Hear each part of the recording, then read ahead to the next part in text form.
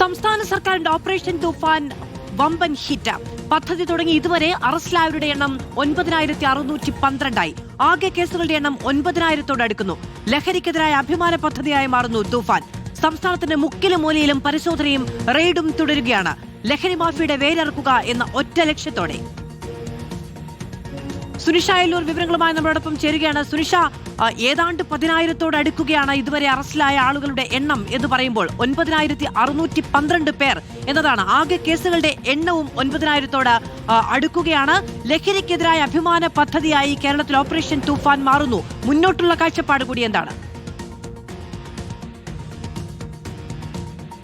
മധു, അതാണ് കേരളത്തിലെ ലഹരിയുടെ വേരറക്കുക, ലഹരി മാഫിയയുടെ വേരറക്കുക എന്ന ലക്ഷ്യത്തോടു കൂടി ഒരുപക്ഷെ ജൂൺ 2ാം വാരമാണ് ഔദ്യോഗികമായി ഓപ്പറേഷൻ തൂഫാൻ ആരംഭിക്കുന്നത്. അതിനുശേഷം ഇപ്പോൾ ഏകദേശം നോക്കുകയാണെങ്കിൽ 2.5 മാസം പിന്നിട്ടിരിക്കുന്നു. ഈ 2.5 മാസം കൊണ്ട് ഏറ്റവും നല്ല രീതിയിൽ ഈ ഓപ്പറേഷൻ തൂഫാനുമായി മുന്നോട്ട് പോകാൻ കഴിഞ്ഞു എന്നത് തന്നെയാണ് ഏറ്റവും പ്രധാനപ്പെട്ട കാര്യം. മാധു പറഞ്ഞതുപോലെ നോക്കുമ്പോൾ 10,000 എത്തിയിരിക്കുന്നു ഈ ഓപ്പറേഷൻ തൂഫാനുമായി ബന്ധപ്പെട്ട അറസ്റ്റുകളും ഒപ്പം തന്നെ രജിസ്റ്റർ ചെയ്ത കേസുകളും എന്നുള്ളതാണ് ഏറ്റവും പ്രധാനപ്പെട്ട കാര്യം. കഴിഞ്ഞ ദിവസം മാത്രം 41 പേരെ അറസ്റ്റ് ചെയ്തിരുന്നു, 40 കേസുകൾ രജിസ്റ്റർ ചെയ്തിരുന്നു. അങ്ങനെ നോക്കുമ്പോൾ ആകെ മൊത്തത്തിലുള്ള കണക്ക് നോക്കുകയാണെങ്കിൽ 8,913 കേസുകളാണ് ഇതുവരെ, അതായത് ഓപ്പറേഷൻ തൂഫാൻ തുടങ്ങി 2.5 മാസം പിന്നിടുമ്പോൾ ഈ കേരളത്തിലെ പോലീസ് സംവിധാനങ്ങൾ ഇപ്പോൾ ഈ കേസ് എടുത്ത് രജിസ്റ്റർ ചെയ്തിരിക്കുന്നത് എന്നുള്ളതാണ് ഏറ്റവും പ്രധാനപ്പെട്ട ഒരു കാര്യം എന്ന് പറയുന്നത്. മറ്റൊന്ന്, ഈ പല രീതിയിൽ ലഹരി കടത്തുമായി ബന്ധപ്പെട്ടുകൊണ്ട് നിരവധി 10,000 അടുത്ത ആളുകളെ തന്നെ പിടികൂടിയിട്ടുണ്ട്. പ്രതികളായി 9,612 അറസ്റ്റുകളാണ്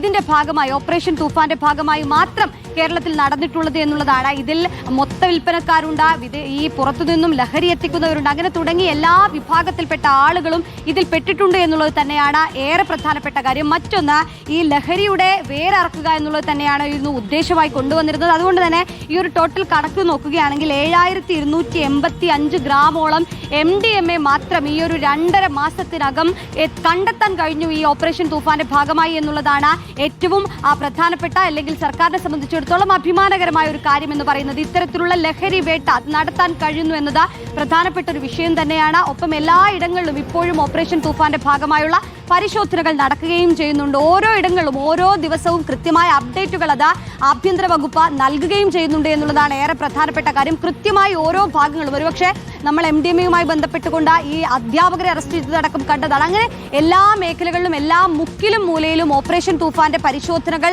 എത്തുന്നു എന്നുള്ളത് തന്നെയാണ്. ഒപ്പം തന്നെ അറസ്റ്റുകൾ കൂടി രേഖപ്പെടുത്തുന്നു എന്നുള്ളത് തന്നെയാണ് ഏറെ പ്രധാനപ്പെട്ട കാര്യം. അതുകൊണ്ട് തന്നെ ഈ ഓപ്പറേഷൻ തൂഫാന്റെ പദ്ധതി അടുത്ത ദിവസങ്ങളിലും അല്ലെങ്കിൽ അടുത്ത എല്ലാ കാലഘട്ടങ്ങളിലും തുടരുമെന്നുള്ളത് തന്നെയാണ് ആഭ്യന്തരമന്ത്രി അറിയിച്ചിരുന്നത്.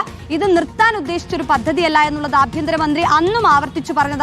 അതുകൊണ്ട് ഇതൊരു 2.5 മാസമായിട്ടേ ഉള്ളൂ. ഇനി അങ്ങോട്ട് ഓരോ മാസവും ഈ പദ്ധതി അതിന്റെ എല്ലാ രീതിയിലും മുന്നോട്ട് പോകുമെന്നുള്ളതാണ് മനസ്സിലാക്കുന്നത്. അങ്ങനെയെങ്കിൽ ഇപ്പോൾ 10,000 അടുത്തിരിക്കുന്ന കേസുകൾ ഒരുപക്ഷെ കൂടാനുള്ളൊരു സാധ്യതയുണ്ട്. അങ്ങനെയെങ്കിലും കേരളത്തിലെ ലഹരി സംഘത്തിന്റെ വേരറുക്കാൻ കഴിയുമെന്നൊരു ആത്മവിശ്വാസത്തിൽ തന്നെയാണ് ആഭ്യന്തര വകുപ്പുള്ളത്. അങ്ങനെയെങ്കിൽ തുടർന്നും ഇതേ രീതിയിലുള്ള നിരീക്ഷണങ്ങളും പരിശോധനകളും എല്ലാം തുടരുമെന്നുള്ളതാണ് മാധു. ഓക്കെ, സുനിഷ എല്ലൂരാണ് വിവരങ്ങൾ നൽകിയത്. 9,000 ആളുകളാണ് ഇതുവരെ അറസ്റ്റിലായിരിക്കുന്നത്. 9,000 കേസുകളും ഇതുവരെയും രജിസ്റ്റർ ചെയ്തിരിക്കുന്നു ഓപ്പറേഷൻ തൂഫാൻ ആരംഭിച്ചതിന് ശേഷം.